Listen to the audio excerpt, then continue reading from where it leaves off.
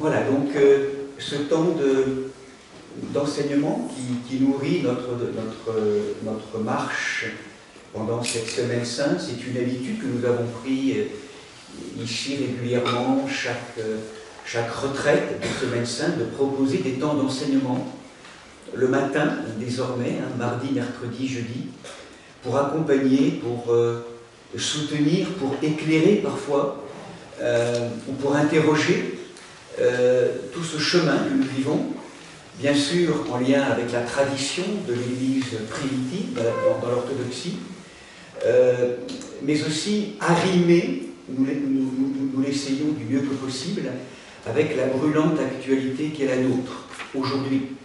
Et que tout ce que nous racontons n'a de sens que si nous pouvons l'inscrire dans nos vies quotidiennes et de voir combien ces histoires bibliques ne sont pas simplement une histoire dans une temporalité lointaine, nous le savons bien, mais que c'est aussi un grand livre d'images qui vient réveiller, qui vient stimuler tout un ensemble de fonctions souvent endormies, anesthésiées de par les contraintes que nous vivons. Donc c'est un moment de dynamisation, de vivification, d'interrogation, de plongée dans l'énigme de cette humanité qui est la nôtre, à la fois tellement encore ligotée et tellement manquant de liberté et d'espace aujourd'hui, et en même temps dépositaire d'un trésor infini, d'une perle qui est la présence de l'Esprit Saint, la présence d'une semence d'éternité, et comment tout ce que nous vivons à terme est au service de l'avènement, de la révélation de ce je suis, nous le rappelions hier.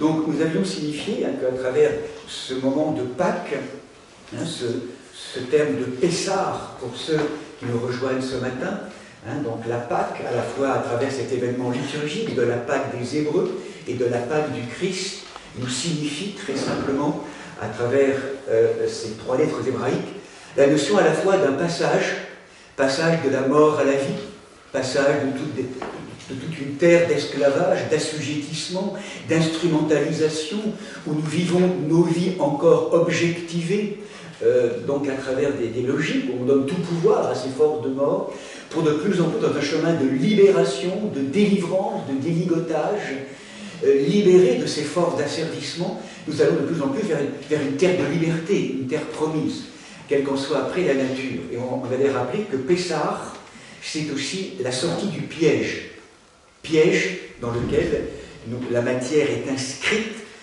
enténébrée, tordue sur elle-même à travers des logiques d'enfermement, en ayant perdu l'espace et la vision et le lien avec la source de tout ce qui vit et respire.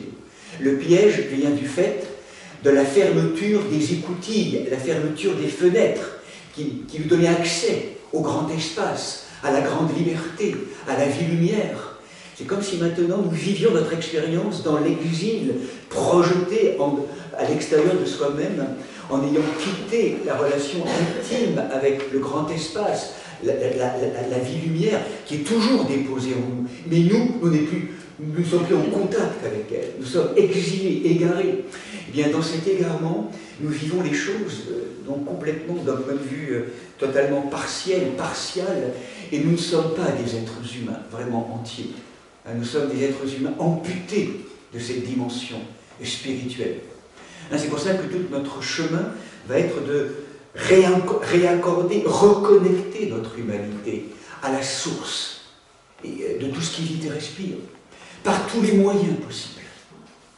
C'est vraiment cette reconnexion, ce lien, pour laisser se déployer, nous autoriser enfin à laisser déployer cette brûlure d'amour, cette incandescence, ce feu qui s'est progressivement éteint, ou en tout cas profondément amoindri, pour que à nouveau une flamme dont nous avons perdu la garde, nous le rappelions hier ou avant-hier, eh bien, puisse à nouveau brûler au milieu de nous. Toi, Seigneur, tu es ce brûlant, celui qui aime, celui qui vit, celui qui respire au large, celui qui donne tellement d'amplitude à ma vie, au milieu de moi, à condition que je concède et que je cède la place. Si tu veux que cette flamme apparaisse, si tu veux que Dieu arrive et rentre dans ta vie, se déploie, il faut que toi sortes. Il faut que le moi, qui a pris toute la place, se dissolve, s'efface. Hein, c'est un peu le thème de ce qu'on rappelait hier, au niveau du temple de Jérusalem. Le problème, c'est qu'il y a trop de moi. Il y a trop de moi qui est présent. Dans toutes nos logiques, les guerres naissent du moi. Trop de moi, ces guerres extérieures. Ce moi tellement en quête de reconnaissance, tellement blessé, c'est légitime. Mais ce moi, du coup, qui a aussi... qui est devenu dévoré, qui a été mis en pâture, et qu'au-delà de ce moi, ou au cœur de ce moi, il y a d'autres forces, pires que le pire de nous-mêmes, qui sont là, et qui viennent harponner toutes ces forces-là, toutes ces forces sauvages non encore épousées en nous. Donc c'est de cela dont il s'agit, et c'est pour ça que cette année, donc j'ai bien spécifié que vraiment j'avais privilégié, donc à travers cette sortie du piège, une image du salut qu'on retrouve dans la Bible. Plusieurs images nous sont déposées à travers l'image d'un Christ, de l'homme qui marche, de l'homme tellement miséricordieux avec ses belles paraboles, cette image bucolique qui nous ramène dans les, je dirais, dans les verts pâturages. C'est une image bucolique. Mais la Bible n'est pas que cette image bucolique. Il y a aussi l'image médicale, comme nous rappelle le Christ et toute cette parabole du bon samaritain. Et puis les pères aussi et les mères en parlent aussi en tant qu'image guerrière. Et j'ai voulu volontairement focaliser pendant ces 3 jours, particulièrement cette image qu'on rencontre parfois beaucoup pour certains, et parfois un peu ignorée, que l'amour n'est pas complaisance, que l'amour n'est pas simplement, quand je parle de complaisance, effectivement, c'est pas simplement juste, c'est que cette qualité d'amour dont le Christ nous parle, c'est pas simplement une dimension de tendresse miséricordieuse d'un père aimant ô combien, et ça l'est dans ses qualités maternelles, mais c'est aussi la rigueur de l'amour. Et aujourd'hui, il faut tenir ensemble ces 2 aspects. La tendresse de l'amour, mais aussi de se rappeler, et aujourd'hui c'est urgent, parce que des guerres extérieures, ou ce que nous vivons dans notre extériorité le signifie, nous ne pouvons plus fonctionner avec des logiques telles que nous vivons actuellement, et que la tendresse est un aspect de la miséricorde de Dieu, mais que la rigueur, le travail de l'épée est un autre aspect. Et qu'il nous faut plus que jamais, nous savons bien, nous réveiller. Les événements sont là, et nous sommes tous là, interrogés, bien sûr, pour répondre à cet appel. Mais que c'est notre mission, c'est un des aspects très forts que nous avons à développer, et en particulier, je le rappelais, qu'on va particulièrement privilégier aussi désormais dans le lieu de Saint-Michel, c'est cette dimension plus guerrière, cette image qui ne s'oppose pas à la tendresse, qui ne s'oppose pas au bon pasteur, qui ne s'oppose pas au Christ médecin. Ce sont des images qu'il faut intégrer les unes et les autres ensemble. Donc cette image guerrière, c'est celle que j'ai donc choisi d'honorer particulièrement aujourd'hui, en privilégiant particulièrement cette notion de cette guerre essentielle, qui est cette guerre dans la prise en main de toutes ces forces intérieures, et qui demande véritablement un juste positionnement, le réveil de cette fonction incandescente, de courage, d'être soldat du Seigneur, dans la présence de la milice de Saint-Michel. C'est vraiment de prendre l'épée, comme nous le rappelions hier, et non pas pour tuer à l'extérieur, assassiner avec une arme, mais aussi par la parole, mais aussi par la pensée, mais aussi par un acte qu'on peut se poser les uns par rapport aux autres. La véritable guerre authentique, rappelez-vous, c'est cette épée qui est là pour nous inviter à convertir tous ces lieux d'inaccomplissement, retourner en lumière, zaïn en hébreu, c'est quand même une lettre pénétrante, une lettre du combattant qui vient rencontrer, retourner en lumière, oui, de manière amoureuse, mais ce n'est pas l'amour simplement tendre, c'est l'amour vigoureux, c'est l'épée diamant, c'est une qualité de diamant qui est là. Et donc, c'est cette pénétration amoureuse de nos profondeurs, mais comme le rappelle Jean-Baptiste, ou le Christ avec Jean-Baptiste, le royaume de Dieu est à prendre avec violence. Et aussi interprétée comme étant une invitation à pénétrer sa violence. Mais il nous faut donc, dans un face-à-face avec ses forces intérieures et extérieures, y aller. Et là, eh bien, ça demande une énergie, ça demande du courage, ça demande une force intérieure.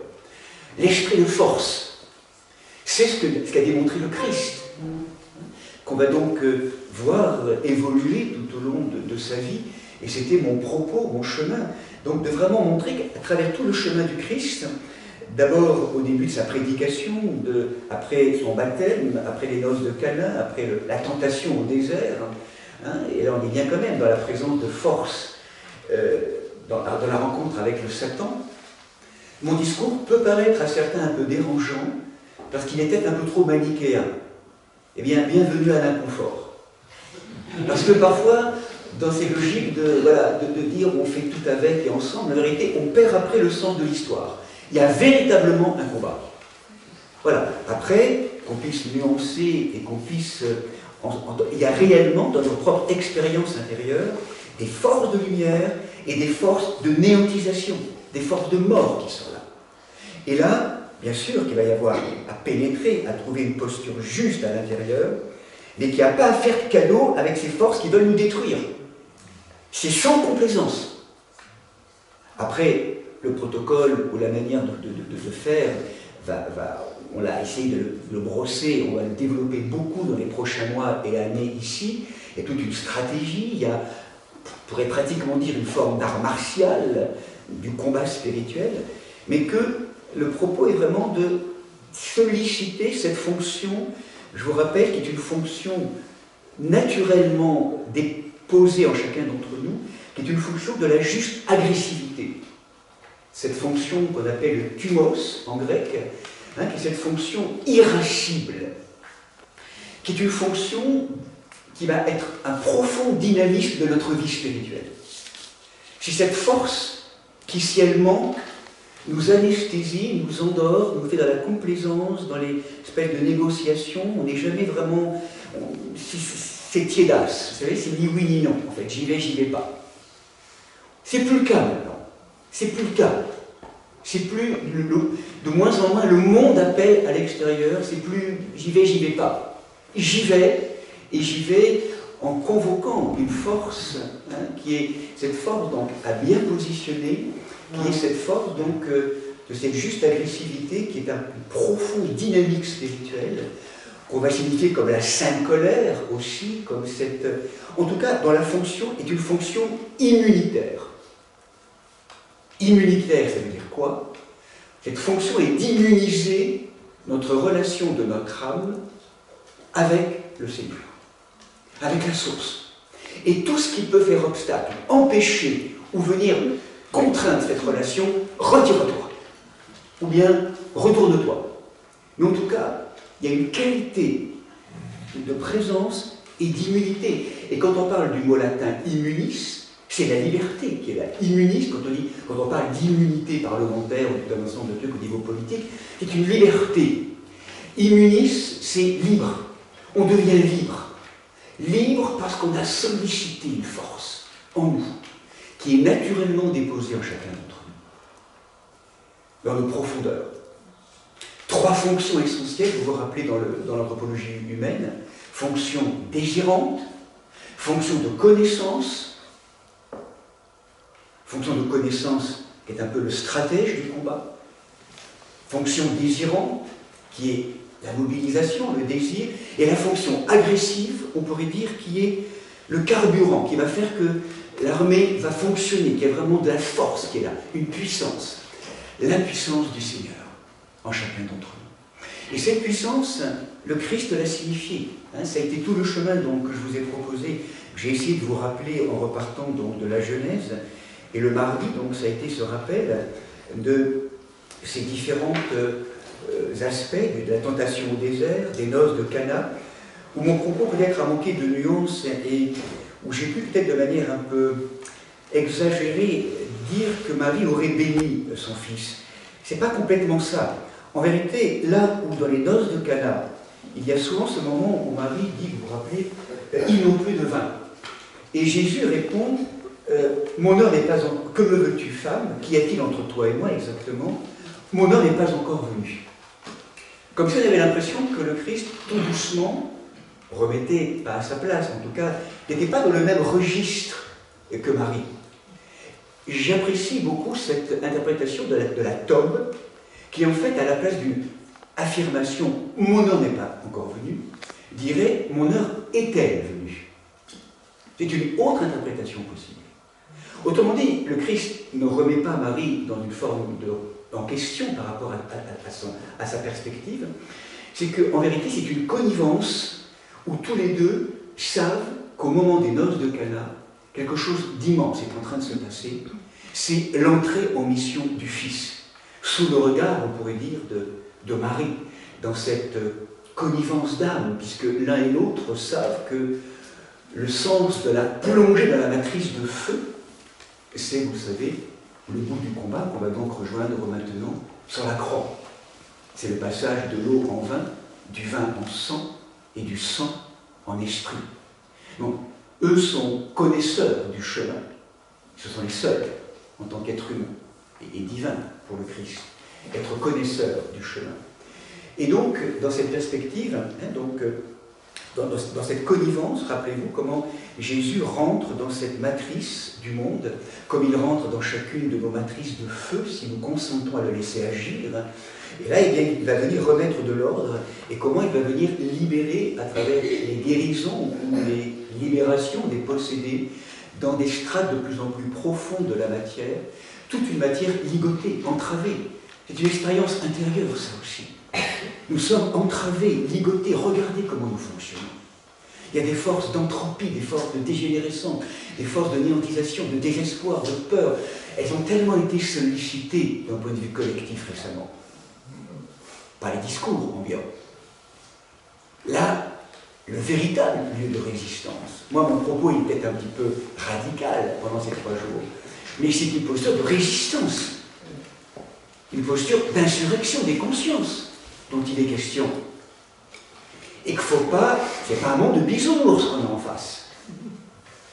Ça peut beaucoup s'accentuer, ça demande une mobilisation. C'est cette énergie-là dont il est question. Et ce n'est pas en termes, après, d'atomisation, de dispersion, de combat extérieur, c'est vraiment de se rendre compte de quoi il s'agit vraiment aujourd'hui. Nous sommes en face de quelque chose de très fort, de très puissant, les temps sont là. On a été avertis par des apparitions par la Bible, par des apparitions mariales récentes comme Fatima et d'autres.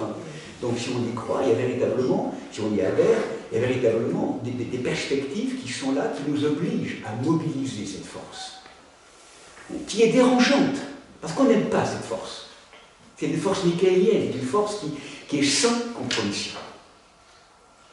Donc c'est sûr que c'est cette dimension-là à remettre en perspective avec d'autres images, encore une fois. Là, mon propos est forcément un peu focalisé sur cette dimension-là. N'oublions pas les autres images à réintégrer. Et donc on avait rappelé l'exigence de ce travail intérieur avec le travail de l'épée, vous vous rappelez, le travail de mutation intérieure, et comment donc jusqu'à Lazare, là où Lazare, 4 jours, on touche vraiment à une atteinte très profonde de la matière, comment donc Jésus n'a eu de cesse que de clarifier, que de remettre de l'ordre, que de dépoussiérer, que de vivifier, que de faire respirer la matière, tous les plans de la matière au fur et à mesure, comme chacun d'entre nous, je pourrais dire, rectifier, clarifier dans ce grand travail de réconciliation, d'avènement de la shalom. Et rappelez-vous, shalom, shalom, c'est payer la dette, c'est justement rencontrer tous ces lieux inépousés, sauvages, tellement beaux de notre humanité, cette archéologie pulsionnelle, émotionnelle, de tous les sentiments, tout a été créé bon dans nos profondeurs. Sauf que ça a été piétiné, pris en main, dévoré, harponné par ces forces de mort, bien souvent. Et c'est de cela dont il faut se dégager et retourner en lumière. Donc c'est tout le travail, justement, de cette guerre essentielle. On l'avait abordé hier, donc on avait rappelé hier que, c'était au moment de la Passion, dans la rentrée à Jérusalem. On pourrait dire que ce combat va s'exacerber. Hein, on pourrait dire que tout au long de la vie de Jésus, les évangiles présentent sa vie publique comme un combat, donc face au Satan.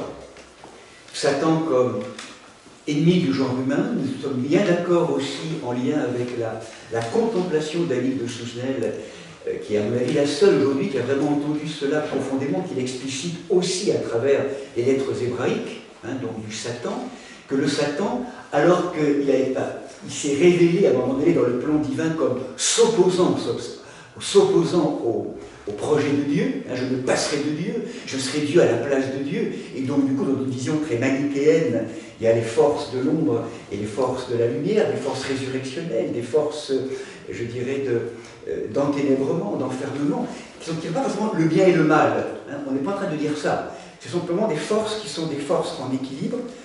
Eh bien, à un moment donné, le Satan a normalement, ontologiquement, une fonction d'adversaire. C'est aussi grâce à lui, on pourrait dire, que dans le combat spirituel, c'est le propre de l'art martial, cet art martial, cet adversaire, est celui qui va nous aider à accoucher une plus grande lumière.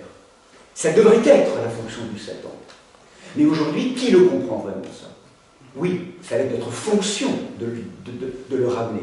Mais force est de constater que dans le collectif de l'humanité, en fait, il a harponné toute l'humanité, il est devenu l'ennemi, et nous sommes prisonniers complètement de lui, croyant être libres, en plus. C'est pour ça que tout notre travail maintenant, de conscience, chacun et chacune, c'est de replacer le Satan dans sa dimension d'adversaire, pour le faire quitter cette posture d'ennemi du genre humain. Est-ce que vous sentez? C'est-à-dire, en fait, en gros, nous donnons tout pouvoir à ces forces-là, mais nous donnons tout pouvoir au Christ et à Dieu, et du coup, le Satan, on pourrait dire, est le collaborateur, entre guillemets, ça va jusque-là, en tant qu'adversaire de l'art martial, pour nous enfanter à une plus grande lumière. Tout dépend de la positionnement de notre fonction. Mais dans un monde qui a oublié Dieu aujourd'hui, qui a oublié ses racines de lumière, on est en grande fragilité immunitaire, parce que du coup, c'est lui qui prend toute la place. D'où l'importance de reprendre connaissance et force de notre lien avec le Christ et avec ses forces d'amour de notre propre vie, pour pouvoir replacer le Satan comme adversaire ontologique. Et c'est notre travail à chacun et chacune, dans nos propres vies, cela. Est-ce que c'est clair, ça, hein, ce travail de la place qu'on donne, de celle qui est la nôtre, et de celle qu'on va donner ou pas, à qui on donne le pouvoir? C'est la question. Dans chacun de nos événements, quels qu'ils soient, de nos rencontres, à qui on donne le pouvoir? Et là où, dans la tentation du désert, le Satan, dans sa fonction dissociative, lui, il ne veut pas. Dans la tradition des anciens, il nous est dit que le Satan, comme toutes ses forces diaboliques, ne veulent pas de la déification de l'homme. Ils vont mettre tout en place, et c'est permis, ils vont mettre tout en place pour nous faire glisser comme des pots de banane sans arrêt, parce que dans le projet de Dieu, rappelez-vous, l'homme déifié, l'être humain déifié, siège au-dessus des anges. La place de Marie, la reine des anges. Donc, pour ces forces diaboliques, qui ont une fonction, si on la comprend et qu'on a à remettre dans cette fonction-là, le livre de Job, Satan est un fils de Dieu, on est bien d'accord. Donc il a une fonction de testateur, on est bien d'accord. Et en même temps, ne pas être dupe de l'énergie ou de la force que ça mobilise aussi, de redonner au Satan cette fonction d'adversaire. Hein, non, c'est vraiment cette fonction d'adversaire qui est là. Et on est vraiment en phase de force, on n'a qu'à voir ce qui se passe aujourd'hui, au niveau de ces guerres extérieures, sous prétexte peut-être de morale, peut-être de territoire, de tout ça. Il faut des bonnes raisons, qui sont que des bonnes raisons en réalité égotiques ou de moi à satisfaire derrière tout cela, c'est le dragon. Et donc, nous, ce qu'on essaie d'entendre, c'est quelle est la stratégie de l'agneau à travers ces quelques jours.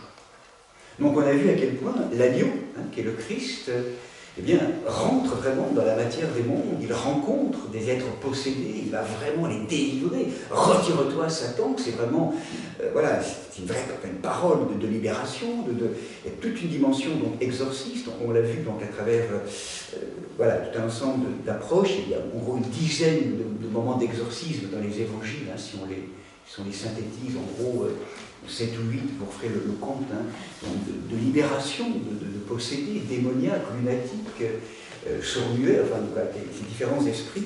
La guérison est donc du coup, ce qu'on rappelle, pour faire voilà, pour continuer mon propos, c'est que lorsque Jésus rentre à Jérusalem, il rentre dans la nasse, où là, maintenant, tout son travail qu'il a vécu sur les chemins de Palestine pendant 3 ans, en tant que guerrier, en tant que combattant de ses forces, en les remettant à leur place, en les clarifiant, en délivrant la matière.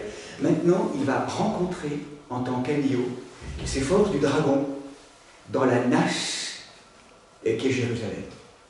Où là, il y a une condensation, on pourrait dire, quelque chose de paroxysmique, en termes de corruption, de manipulation, de mensonge. En tout cas, le Christ a beaucoup dénoncé, et on l'a vu hier, dans ces derniers jours, quelques jours avant sa mort, pardon. On sent qu'il y a un paroxysme à la fois de paroles, de postures, avec cette purification du temple, où il secoue à nouveau et remet de l'ordre dans le temple, on l'a rappelé hier. Le figuier desséché aussi, comme une image très forte qui a choqué le cœur des apôtres. Choqué, il est presque en colère, le Christ, c'est cette sainte colère. C'est ça que vous deviendrez si vous n'ouvrez pas votre matière à la vie de l'Esprit Saint. D'un point de vue personnel, d'un point de vue religieux, d'un point de vue collectif, d'un point de vue de toutes les nations. C'est le dessèchement qui vous attend. Hein, donc, ce figuier desséché, encore une fois, Jésus est sans nuance à ce moment-là. C'est presque caricatural, comme aussi est paroxysmique sa sainte colère qu'on a rappelé hier, avec l'imprécation, ces 7 malédiction, telle que c'est décrit, cette, je pourrais pratiquement dire, cette colère d'amour, de l'amour qui vient secouer ce monde religieux et tous les mondes religieux de tous les temps, mais de tous les pouvoirs en vérité, pour retrouver cette adéquation entre la pensée, la parole et l'action.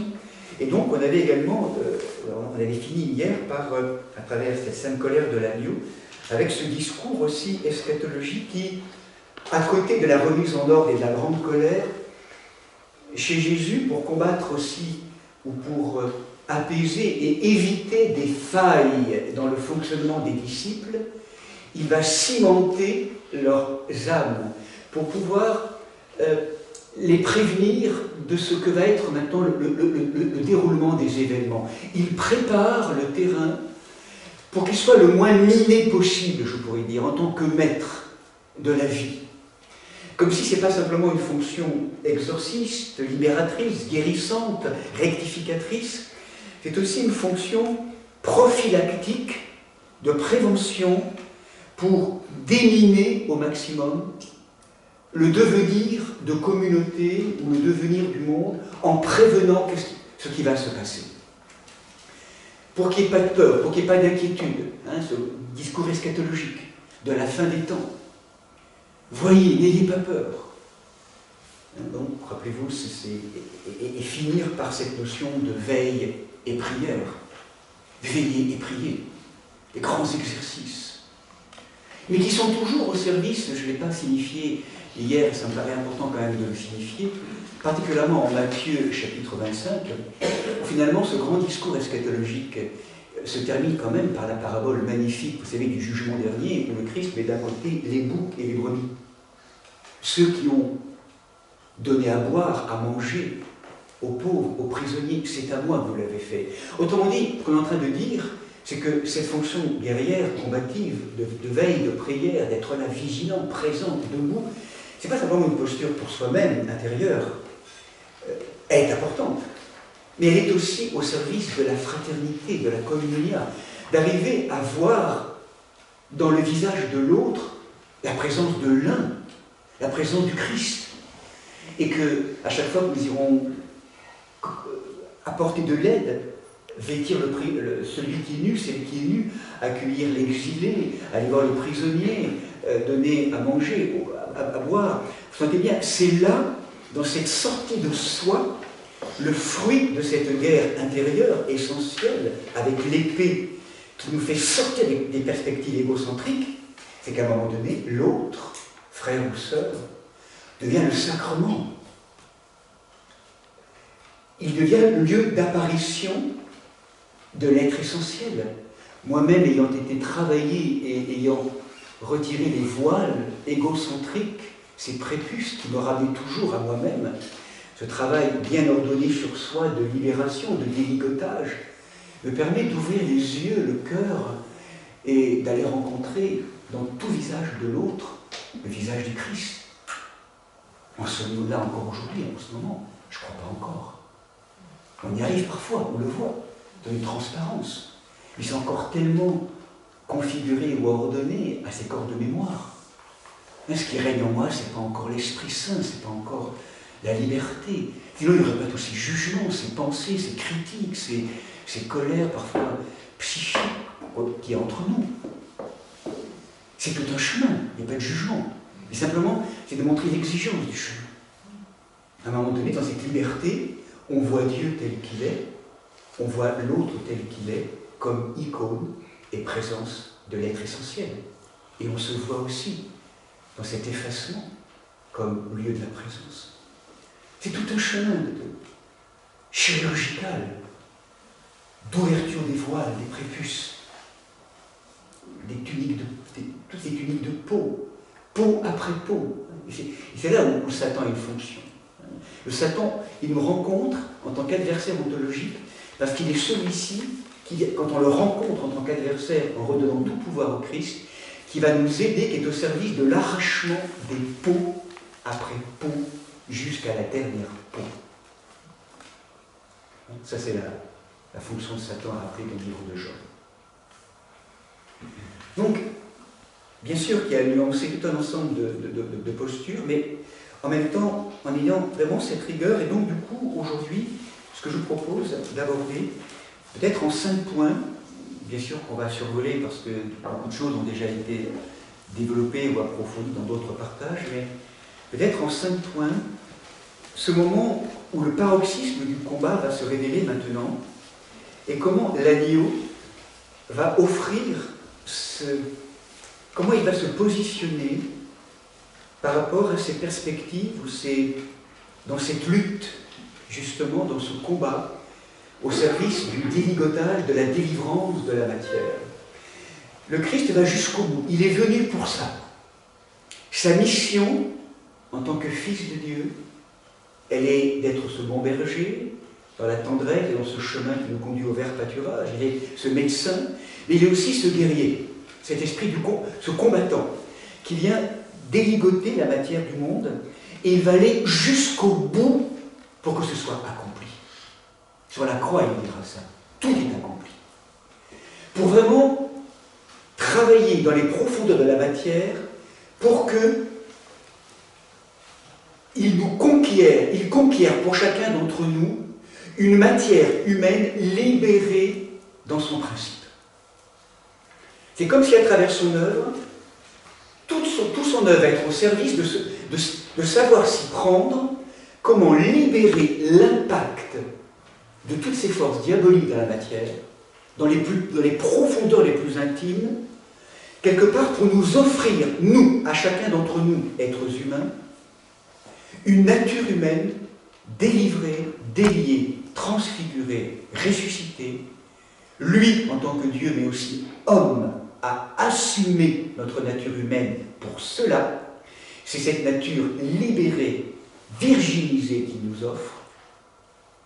Et maintenant, impacté de cela, à chacun d'entre nous, de l'accomplir et de l'actualiser à notre tour, à travers nos vies, dans nos vies existentielles, riches de la force et de la présence du Christ désormais dans nos vies. C'est pour nous, c'est pour toi qu'il l'a accompli. C'est bouleversant cette histoire. Dieu le fait pour nous, pour chacun d'entre nous. Et ça, ce don d'amour, il va être il va être, pardon, de manière paroxysmique, signifié. Et donc, les 5 points que j'aimerais aborder ou rappeler avec vous, c'est d'abord, avant d'entrer vraiment dans le combat, peut-être plus dans ce face-à-face, c'est de rappeler à quel point le Christ, dans ces dernières heures, justement pour permettre de cimenter une communauté, il va poser à ses disciples, à charge à eux de les transmettre pour les siècles des siècles, des rituels, des actes éminemment importants qui vont faire mémoire, pour que désormais, non seulement pour eux, mais pour tous celles et ceux qui vont venir après, ce qu'ils posent là seront des actes qui vont quelque part permettre, si nous y adhérons, à nourrir l'immunité collective. Ces 2 actes, qui sont de même valeur dans l'évangile de Jean, vous le pressentez sans doute, c'est d'abord la Sainte Seine et le lavement des pieds. Le lavement des pieds qu'on va vivre ce soir, dont vous en connaissez un peu les moments très très forts au moment de la Sainte Seine. Donc on va l'approfondir en quelques mots. La Sainte Seine, vous vous rappelez ce moment très très beau dans l'évangile de Luc, donc c'est le jeudi soir, quelques heures avant de mourir.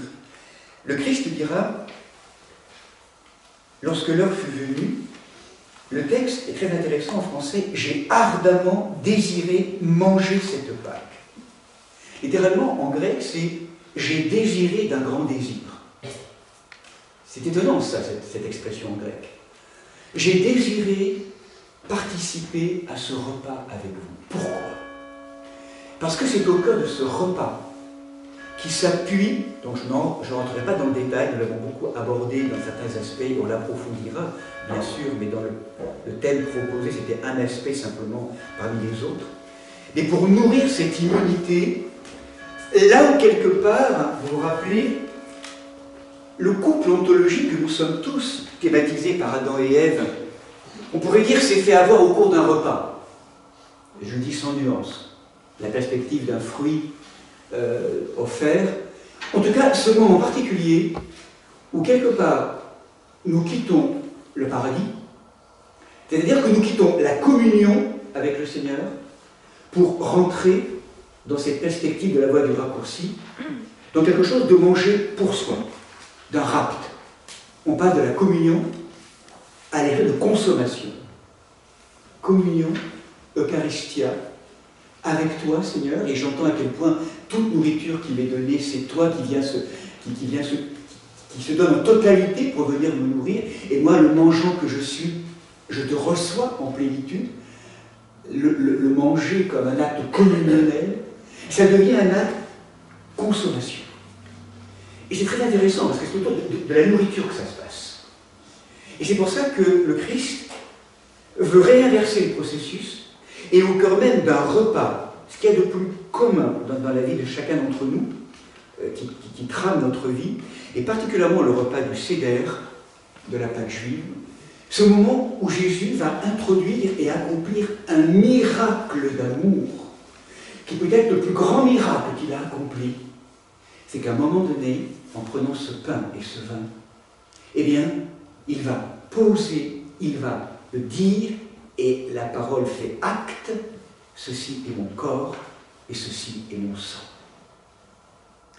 Et faites ceci en mémoire de moi. Comme si désormais, le Christ, dans cette immunité, nous appelle à devenir ses disciples, non pas par des formes d'alliance ou de reconnaissance intellectuelle, de pensée ou même idéologique. C'est une communion vitale à laquelle il nous appelle. C'est mon corps qui rentre dans ton corps. Mon sang, ton sang. Pour que nous devenions consubstantiels et consanguins. Pour moi, pour la tradition, dont je suis le prolongement aujourd'hui, en tant qu'évêque, c'est l'acte d'immunité le plus absolu. La communion au corps et au sang. Ne cherchons pas les raisons intellectuelles en disant oui, mais si jamais on analysait ce qu'on est en train de manger, après c'est bien du pain et du vin. On s'en moque de ça. Ça, c'est du rationalisme. On s'en moque de ça. Parce qu'à un moment donné, à force de ça, on perd complètement la profondeur du mystère. Et d'ailleurs, le corps et le sang, c'est réellement la présence réelle qui est là. Et ça, si on attend à ça, on attend à la dimension profonde du corps ecclésial. Et toute je dirais, le ciment communautaire ecclésial s'effondre. C'est fondamental. Alors il y a eu des miracles eucharistiques pour venir en aide à notre manque de foi, avec l'apparition, rappelez-vous, à partir d'hosties particulièrement, il y a eu 2-3 miracles bouleversants d'un hostie avec des cellules musculaires enfin, qui ont été analysées, et le vin, du sang. Il y a des très belles histoires comme ça qui montrent bien à quel point ce qui se passe dans le monde invisible est bouleversant. Donc la scène, c'est ce moment d'une alliance qui est fondée et qui fait que désormais, en chacun d'entre nous, au cœur, au fur et à mesure du temps qui s'écoule, c'est une manière d'être reliés les uns aux autres, même si on ne comprend pas, même si on ne se connaît pas psychologiquement, même si on ne s'apprécie pas, je dirais même, psychiquement, c'est pas important tout ça. À un niveau donné, rien à faire. L'important, c'est de communier à cette nourriture céleste. Et là, il y a comme une trame de vie lumière qui cimente et qui permet ainsi de nourrir cette immunité, de la fortifier dans tous les temps où justement tout un ensemble de forces diaboliques, dissociatives voudraient nous faire goûter, enfin voudraient nous rejoindre. Donc cette force de l'Eucharistie, c'est ce moment, voilà, ce moment je dirais, de particulier où le Christ inscrit sa présence et nous invite jour après jour, semaine après semaine, dans tous les temps, à communier et à recevoir sa présence réelle et entière comme un sarment rattaché à la vigne. Et là, nous touchons ce mystère eucharistique où nous communions à la présence réelle du corps et du sang. Et dans l'évangile de Jean, il y a ce moment bouleversant aussi, qui va nous aider aussi à cimenter à travers cette Eucharistie, vous sentez bien, c'est ce moment bouleversant où Dieu lui-même vient se mettre à genoux devant les pieds de ses apôtres pour leur laver les pieds. Alors, vous sentez bien, derrière ce lavement des pieds, il y a une immense symbolique, on pourrait beaucoup développer, beaucoup de choses seraient à dire, on ne fait que poser les choses, mais le pied est bien le lieu dans le livre de la Genèse, particulièrement symbolique, le talon d'Achille, le pied, est le lieu particulièrement où nous sommes terrassés par ces forces, du Satan, du Nahash, du serpent.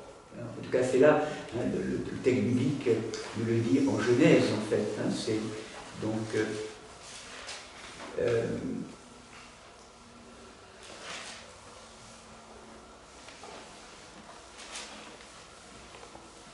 donc le lieu du pied, vraiment, est le lieu de l'attaque. Donc c'est vrai que c'est là où, dans les fuites d'énergie, dans ces lieux symboliques au niveau du pied, le Christ vient vraiment guérir, nettoyer, purifier, laver le pied, et du coup, dans sa forme embryonnaire, en fait, dans le pied, il y a également l'ensemble du corps humain. Donc c'est là que tout est déposé, la fatigue et la mémoire du corps, au niveau du pied aussi. Comment le Christ vient donc nous guérir, nous laver, nous délivrer de ces forces de mort au niveau du pied, et en même temps, dans ce moment d'humilité, rappelez-vous comment, autant que nous sommes, dans cette miséricorde infinie, c'est ce Dieu qui vient nous soulever et nous élever, nous donner et nous rendre à notre vocation de fils et de filles de Dieu honorés de la gloire. Il vient nous soulever, nous prendre par en dessous pour nous soulever, pour nous asseoir dans cette dignité royale. Et donc ce geste immense d'humilité, à travers finalement c'est l'incarnation très concrète de ce « aimez-vous les uns les autres comme je vous ai aimé ». Lavez-vous les pieds les uns les autres comme je vous ai lavé les pieds. Ce moment de grande humilité. C'est ce moment où les disciples, à travers cet acte, reçoivent un enseignement sur l'humilité. L'humus, revenir à la terre. C'est le secret. La plus grande vertu qui immunise de ces forces diaboliques, c'est l'humilité. Rappelez-vous la parole de Saint Antoine, lorsqu'il a une vision de l'état du monde, dans une toile d'araignée, ligotée, entravée, noire. Et là, il est dans ce combat homérique, ce saint dans son désert, et il dit, mais qui sauvera le monde? Il entend une voix, l'humilité, la véritable humilité. C'est le secret de la vie spirituelle. La grâce de l'humilité, de la véritable humilité. Celle du Christ, celle de Marie. Donc, lavement des pieds, ciment de l'humilité, et puis l'Eucharistie comme une nourriture, on devient consubstantiel. Ceci a été posé comme étant un préalable, et c'est dans ce contexte-là, de cet acte fort, de cet acte de mémoire, eh bien qu'on va rentrer maintenant, si vous voulez, dans un deuxième point, dans 3 points qui vont suivre, qui sont plus comme la matérialisation de comment ce combat va s'accomplir à Jérusalem pour le Christ, avec ces forces diaboliques du Satan. Alors, le premier aspect est peut-être personnel, plus personnel. J'ai dit à travers des visages particuliers. Vous le savez, le gros visage qui va être le lieu de l'action diabolique du Satan comme adversaire, mais aussi de l'œuvre diabolique comme ennemi. Vous le comprenez bien, vous le pressentez, c'est le personnage énigmatique de Judas. Judas, et cette présence donc, dont on a déjà beaucoup parlé dans certains séminaires, dans certaines retraites, je pense en particulier à l'an dernier, cette passion selon Judas, un homme à la fois énigmatique, un zélote, donc il y a tout un psychisme très particulier de ce qu'on peut en pressentir en lisant les évangiles. C'est quelqu'un qui aimait l'argent, donc il était avare, enfin ce que signifie l'apôtre Jean. Voilà, l'évangile tel qu'il est proposé là n'en dit pas grand-chose de plus.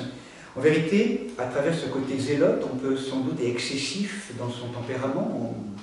On peut imaginer, dans le processus de Judas, l'itinéraire d'un homme déçu, d'un homme qui s'est senti trahi. À la mesure où il a projeté sur le Messie, et ça lui appartient, c'était son erreur de viser, des images d'un Messie tout-puissant, et Jésus a ô combien vraisemblablement l'a prévenu depuis le début de son ministère. Mais comment, quand on a une idée dans la tête, avec les têtes dures souvent que nous sommes, je parle pour moi aussi, on a vraiment du mal à abandonner des formes de certitude et de projection sur ce qu'on a à imaginer ou à voir. Et Judas n'a jamais lâché cette idée que le Christ était forcément ce Messie zélote, libérateur, qui allait tuer tout le monde pour libérer le peuple hébreu du joug romain. Donc il y a l'oubli complètement de cette image, de ce Messie, dans un déni de la réalité, dans un oubli de la réalité. Donc, une structure psychique particulière, donc Jésus va vraiment casser ce processus en brisant son idole, et là, progressivement, donc, eh bien, Judas, déçu, va devenir un traître, trahi, en passant par une appréhension négative du personnage de Jésus. Donc c'est effectivement, diront certains aujourd'hui, c'est un personnage qui a été globalement un peu damné, l'archétype du damné par l'Église, c'est vrai, à un moment donné. Alors aujourd'hui, inversement, on a des perspectives très contemporaines qui ont tendance à ramener beaucoup de lumière dans le personnage de Judas, et même de le présenter comme Saint Judas. Il y a des livres aussi comme cela. Donc oui, on est vraiment dans des extrêmes, où là, on va jusqu'à honorer cette présence. Il fallait qu'il soit là, et c'est vrai, et il fallait qu'il soit là pour que ça s'accomplisse. Et pourtant, la tradition aussi dit quelque chose de vrai. C'est le Christ qui en parle. Donc, en disant que, voilà, à travers des paroles qui sont peut-être parfois difficiles, douloureuses, je ne vais pas forcément rentrer dans le détail de l'archétype et du personnage, parce que ce n'est pas le temps, aujourd'hui, maintenant. Personnage très intéressant, parce qu'il nous fait entrer dans, je dirais, dans tout le thème de l'ombre. Judas, c'est l'archétype de l'ombre. qui va être visité par l'ombre et qui ne va pas savoir reconnaître aussi dans sa fonction d'adversaire. Grâce à lui, effectivement, Jésus est livré. Et en même temps, là où peut-être, de manière très claire, il va donner tout pouvoir au Satan, c'est que Jésus, comme Marie, aurait pu pardonner à Judas, dans l'immense miséricorde. Et Judas est emporté en tant que zélote, et vous savez que c'est lui-même qui va se faire justice. Même si on ne sait pas trop comment il est mort, Judas, mais certains parlent de ce suicide, et là aussi, il n'y a aucun jugement par rapport à tout cela. Mais là aussi, il y a quand même à bien cadrer ce qui s'est passé, hein, au cœur même de l'expérience, hein, donc à travers cette rencontre. Donc on le dira avec Saint Luc, lorsqu'il est dit « Or Satan entra dans Judas ».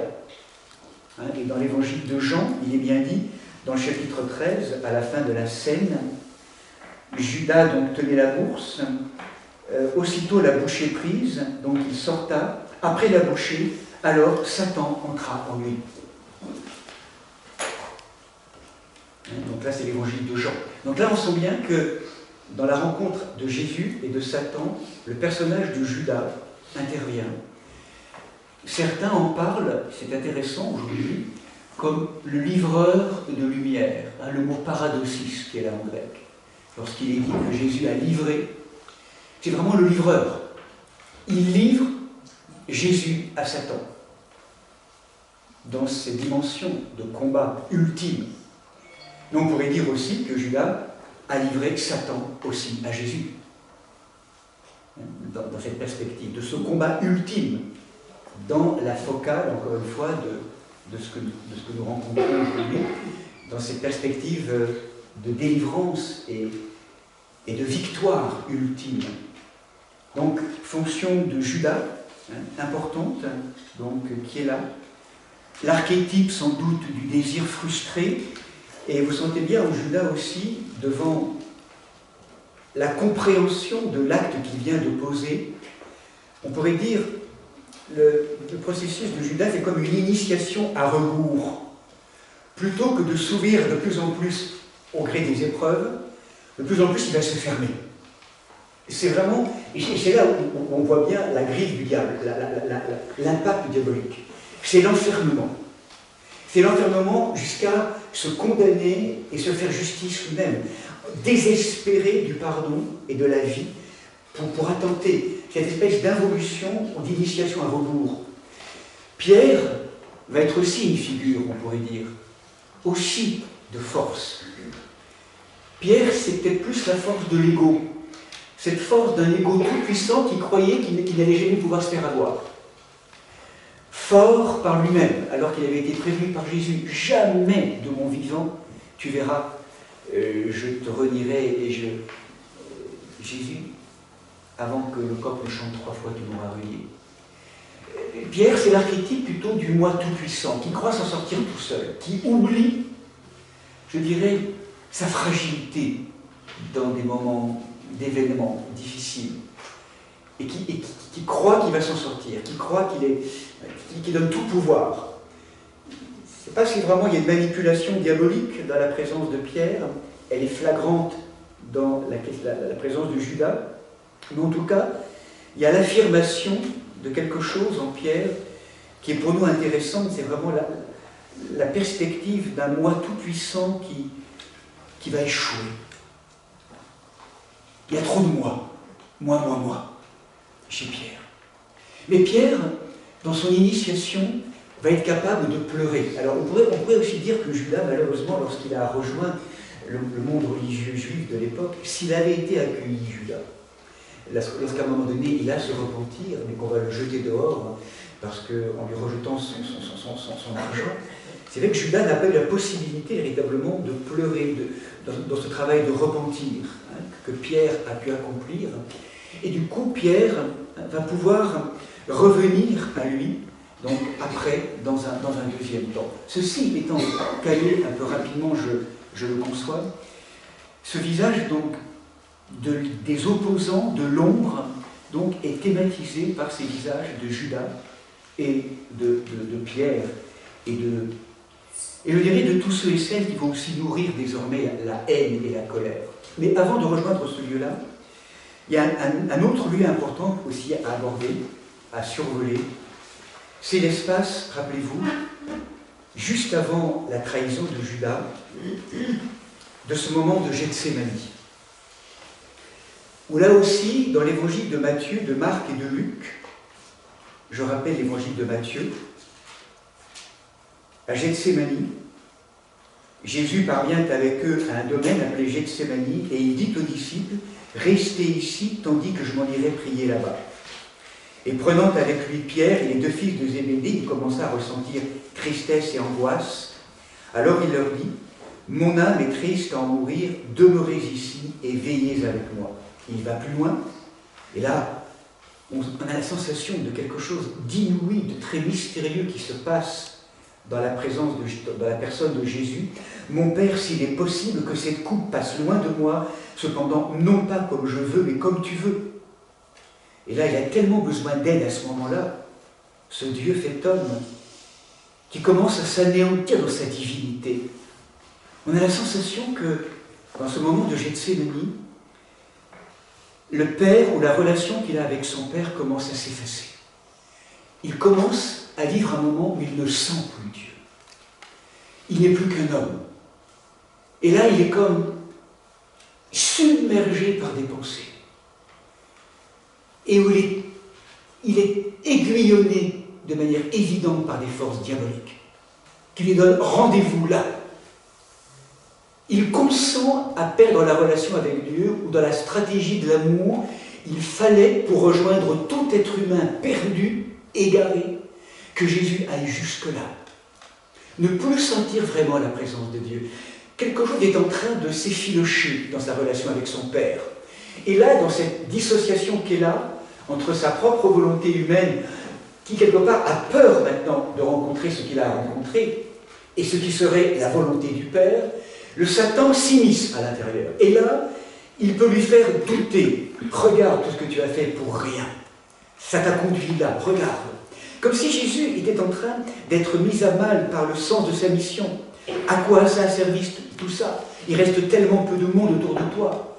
Tu vas être trahi, tu le sais. À quoi ça a servi tout cela?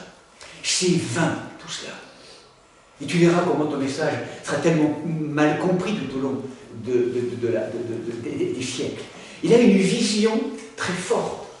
Et puis, le lien avec sa mère, le lien avec ses apôtres qui sont en train de dormir, regarde ses disciples, cette espèce de désespoir. Il vit un moment d'angoisse immense, infinie. Et qui n'est pas simplement, vous le sentez bien, sa simple angoisse à lui. C'est comme s'il rassemblait l'angoisse de l'isha collective de l'humanité. Il travaille là au cœur de l'inconscient collectif. Ce qu'il vit est immense, c'est énigmatique. Personne ne pourra connaître vraiment et dire ce qu'il vit. Il demande de l'aide, et là, ainsi vous n'avez pas eu la force de prier, de veiller 1 heure avec moi. Veillez et priez pour ne pas entrer en tentation. L'esprit est ardent, mais la chair est faible. La chair comme composé humain, fragile, psychique et prise en main par les forces justement, souvent d'emprisonnement. Veillez et priez. Injonction pour aujourd'hui. Et pour la deuxième fois, mon Père, si cette coupe ne peut passer sans que je la boive, que ta volonté soit faite. Puis il vint et à nouveau les trouve en train de dormir, leurs yeux appesantis, les apôtres, on a l'impression qu'ils sont complètement absents, comme eux-mêmes peut-être endormis, anesthésiés. Ne s'agit-il pas à ce moment-là aussi d'une œuvre diabolique qui recouvre Jérusalem dans une espèce de dramaturgie, telle que ça peut être décrit dans cette vision contemporaine, où là, en fait, les apôtres ne sont plus eux-mêmes aussi, dans certaines situations. Et donc, il les laisse une troisième fois pour répéter les mêmes paroles. Et là, dans la version de Saint Luc, vous savez qu'il y a un très beau moment à ce moment-là, où au mont des Oliviers, fléchissant les genoux, il voit apparaître venant du ciel un ange qui le réconforte. Entré en agonie, il priait de façon plus instante et sa sueur devint comme de grosses gouttes de sang qui tombaient à terre. Le lien au sang. Il y a quelque chose dans ces vaisseaux sanguins qui sont tellement à ce moment-là en état de liquéfaction, d'angoisse, que le sang s'écoule de la peau à travers sa sueur. C'est une réalité. C'est très étonnant ce qui est vécu là. C'est un mécanisme très profond d'une rencontre où là, il est permis à Jésus, en tant que Dieu et homme, dans un moment de grande dissociation de sa volonté, quelque chose qui pourrait vraiment arracher, je dirais, la volonté humaine et divine, qui fait qu'à un moment donné, non, que ta volonté soit faite. Un combat, l'agonie. Et ça, c'est un combat qu'on vit en chacun d'entre nous.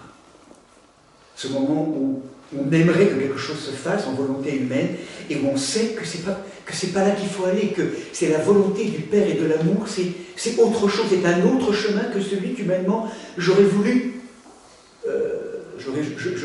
emprunter. C'est pas l'histoire.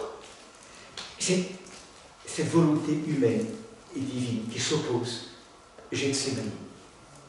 C'est un moment immense, et jusqu'à ce qu'à un moment donné, dans cette résistance, et c'est tant mieux que Jésus ait résisté, qu'il ait pu dire non à l'épreuve douloureuse. Nous avons le droit de dire non à l'épreuve, c'est ce que nous rappelle Jésus. Là où on ne veut pas aller, c'est un peu là, comment on pourrait dire, c'est pas plus j'ai mal, plus je serai saint, c'est la fin de tous les masochismes. La souffrance reste un scandale, donc s'il y a une épreuve devant nous, si on peut l'éviter, évitons-la. Père, que cette coupe s'éloigne de moi. Et il y a des épreuves qu'on évitera ainsi. Mais là, il y a des épreuves qu'on ne pourra pas éviter. Enfin, on ne pourra pas éviter parce qu'elles nous sont données pour un accomplissement. Et que là, dans ce combat, dans cette dissociation, l'agonie, ce combat, il y a une des traces très fortes de la présence du Satan, de ce qui se joue. Et rappelez-vous comment Jésus tentait, Père, non pas ma volonté, mais ta volonté. Et le Satan est utilisé comme un adversaire ontologique à ce moment-là. Il est renvoyé provisoirement pour qu'à un moment donné, Jésus sorte de l'épreuve de Gethsémani, moulin à huile, comme pressé. Et là, à ce moment-là, il ressort comme un homme libre. C'est-à-dire qu'il est conscient de ce qu'il va vivre, mais ma vie, on ne me l'apprend pas. On ne me l'apprend plus. Ma volonté humaine adhère à la volonté divine, je suis unifié, c'est moi qui la donne. Liberté. C'est toute cette liberté qui désormais va être, que Jésus va témoigner désormais à travers ces différents mouvements. Je passerai assez rapidement sur le quatrième aspect. Le troisième aspect, je pourrais dire, de ces attaques ou de ces rencontres avec le Satan ennemi, diabolique et adversaire, d'abord à travers le visage de Judas et de ses proches disciples. Il a été trahi, il a été renié. Ça a été possible aussi pour qu'il rejoigne chacun d'entre nous dans nos histoires humaines. Premier aspect. Deuxième aspect, les apôtres d'hommes, mais surtout cette rencontre très personnelle, on pourrait dire, de cœur à cœur entre le Christ et le Satan à Gethsémani, pratiquement dans un face-à-face bouleversant où le Christ est fragilisé dans sa divinité et il touche véritablement, comme jamais sans doute, à cette action dissociative du diabolos qui le fait désespérer, qui pourrait le faire désespérer de son œuvre et comment il va rester arrimé à la présence du Père et en ressortir unifié. Et puis, je pourrais dire, le troisième aspect, on verra aussi, on va simplement survoler, c'est toute cette pantomime qu'il va désormais vivre en étant donc capturé, vous savez, juste après Gethsémani, par une troupe de brigands déguisés en soldats, avec le baiser de Judas, le baiser de Satan, finalement, à travers Judas, ou le baiser donc qu'à la fois le trahit et le livre. Et vous vous rappelez combien une preuve éminemment importante, une preuve importante, lorsque Pierre, dégainant l'épée extérieure, va, vous le savez, donc couper l'oreille de Malchus, et que là, Jésus justement, rectifie Pierre en disant « Mais si j'avais vraiment voulu, en tant que Dieu, intervenir, selon ces forces de toute puissance, telles que peut-être Satan l'attendait, j'aurais pu le faire. Mais je veux vous convaincre, en tout cas je veux vous convaincre, la Divine Trinité a un autre projet, pour un autre langage, pour venir vous délivrer et qui va renverser complètement vos perspectives habituelles. » Et c'est pour ça qu'il va inviter Pierre à dégainer, à rengainer son épée, et que c'est absolument pas par un combat extérieur, jusqu'à même guérir l'oreille, en recollant l'oreille de Malchus, de cet homme qui était venu malveillant prendre Jésus. Eh bien, Jésus, dans cette liberté qui est la sienne, on a l'impression qu'il est complètement l'objet de ses différents pouvoirs. En vérité, on va se rendre compte, particulièrement dans l'évangile de Jean, que sa liberté est royale tout au long de cette marche qu'on va accompagner cette nuit par les veilles qu'on va faire, frères et sœurs, après la Sainte Seine, à travers ces psaumes qu'on va lire tout au long de la nuit à tour de rôle dans cette veille. N'oublions jamais qu'à la 2e heure, donc sans doute après l'heure de 10h, 11h du soir, Jésus est capturé, et là, il y a toute une espèce de logique à Jérusalem. Il va être pris en main, ligoté, alors qu'il donne ses mains. Toute une espèce de pantomime, de parodie, de manipulation, de procès déjà faits avec des faux témoins, où là est mise en lumière tout un processus de compromission et de tout ce monde politique et religieux de l'époque. Alors aujourd'hui, n'en parlons pas. C'est vraiment, je dirais, une démonstration bouleversante de l'imprégnation diabolique, de l'imprégnation de toutes ces forces. Il y a d'abord le passage par Anna, hein, le grand prêtre, après Caïphe, et après Pilate, puisque dans les logiques de jugement, vous savez que les Juifs ne sont pas habilités à poser la mort, donc Pilate, et puis Pilate ne sait pas quoi faire de cet homme. Pilate sait bien qu'il est innocent. Puis Pilate, il y a aussi Claudia, son épouse, rappelez-vous, en Matthieu, qui a un songe, et qui lui dit « Ne touche pas à cet homme, c'est injuste. » Une femme qui a tant bien que mal essayé de rectifier. Mais on sent bien que Hérode va jouer aussi avec Pilate. Pilate ne sait pas quoi faire de cet homme. Il va proposer une forme de gagner du temps avec la flagellation. Tout un ensemble de propos jusqu'à ce qu'à un moment donné, Pilate, ne sachant plus quoi faire, impressionné par la majesté de cet homme défiguré déjà avec ses coups de... On peut imaginer cette image qui va dire qu'il est roi, qui va dire qu'il est témoin de la vérité, qui va dire à quel point sa noblesse, Pilate est capable de la pressentir, et pourtant tellement ordonné et tellement peur du retour de César et Tibère à Rome, avec cette insinuation des pouvoirs religieux, qu'il va finir par livrer Jésus. Vous sentez bien cette espèce de pantomime où là est dévoilée l'œuvre diabolique avec Jésus, à travers tous ces pouvoirs successivement, qui sont l'effigie de tous les mécanismes qui nous habitent aujourd'hui, qu'on a pu voir en place aujourd'hui très récemment dans le monde médical, sanitaire, politique. Vraiment, c'était une grande démonstration, ce qu'on a vu aussi récemment. C'est tout ça, je dirais aussi la même chose, les compromissions, le lien avec l'argent, la négociation, enfin, quelque chose d'assez étonnant quand même. Ce qu'on a vécu, c'est Jérusalem, là, c'est Pilate, c'est un peu tout ça. Et derrière tout ça, des innocents, au cœur d'une forme d'innocence massacrée et piétinée, une forme de liberté. C'est tout ça qu'on vit. Et ce qui est étonnant, c'est la posture de Jésus. C'est plus les grandes paroles, il va rectifier régulièrement, remettre la vérité là où elle est, mais la grande majorité du temps, face aux coups, face aux insultes, il se tait. C'est le silence. C'est une posture. Tout a été dit, tout a été fait. Il reste pour l'agneau, je dirais, dans certains moments, à côté des exorcismes, à côté de la colère, à côté de tout ce qu'il a signifié, la clarté, toute la mise en place de cette stratégie de l'agneau qui a été jusque-là intéressante, l'agneau change de stratégie, plutôt accomplit sa stratégie par le silence, la force invincible. de l'humble amour. Où là, c'est plus les paroles extérieures, c'est plus les actes.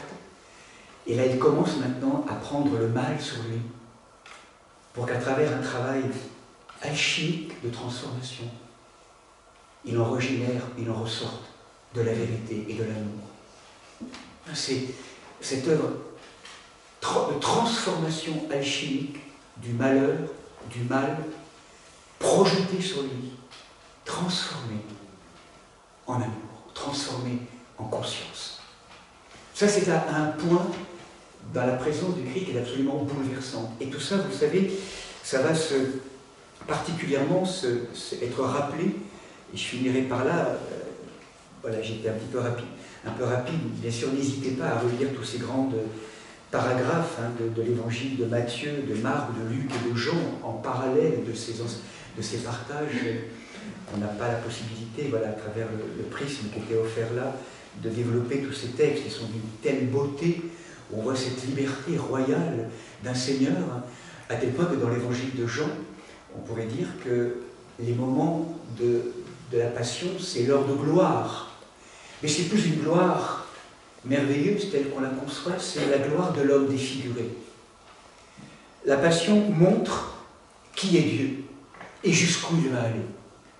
Et là, il faudrait bien sûr plonger et imaginer aussi, à partir du moment où, vous savez, donc Jésus a été livré par Pilate au peuple, à la populace et au pouvoir religieux, toute la souffrance, la douleur que va vivre le Christ en portant sa croix avec des larrons, jusqu'où Dieu est allé avec ce mode qui était réservé aux brigands simplement à l'époque, l'organe de torture qui était la croix. Comment donc Jésus va consentir à porter sa croix avec ses brigands, tout le chemin de croix. Ça a été très compliqué, accompagné par l'engin et toutes les cohortes vous imaginez, dans des films, une forme d'imagination. Certains qui, je trouve remarquable la vision qu'on a eue, Maria Valtorta dans l'Évangile, le 9e tome, relisait enfin certains de ces passages, de ces visions, de cette mystique italienne durant la Deuxième Guerre mondiale, qui a reçu tout un ensemble de visions très étonnantes. Et là, le chemin de croix qu'elle propose pendant une quarantaine de pages est bouleversant, le réalisme. Un film comme La Passion aussi, enfin, de manière un peu plus peut-être extérieure, a pu toucher à la violence sans limite, les insultes sans limite, l'humiliation sans limite qu'a connu le Christ à ce moment-là. Il est Dieu, il est homme. Jusqu'à ce moment donc où lardé, je dirais, d'injures, d'insultes tout au long de ce chemin de croix, il va aboutir à ce moment bouleversant où là, donc, toutes ces forces diaboliques sont projetées sur lui, ces forces d'inconscience, d'ignorance, d'humiliation, de violence. Voilà, j'en passe dans les détails, ce serait tellement souvent insupportable, mais ça on le voit aussi aujourd'hui en Ukraine. Enfin, on le voit, cette violence, cette barbarie, c'est du même ordre, je dirais. Et là on est vraiment dans quelque chose on a l'impression qu'il n'y a plus aucune limite à la force diabolique, à la violence.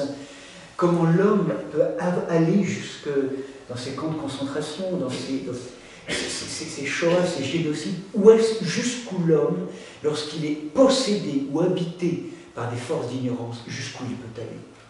C'est incommensurable. L'abîme d'absurdité, de violence dans lequel l'être humain peut rentrer.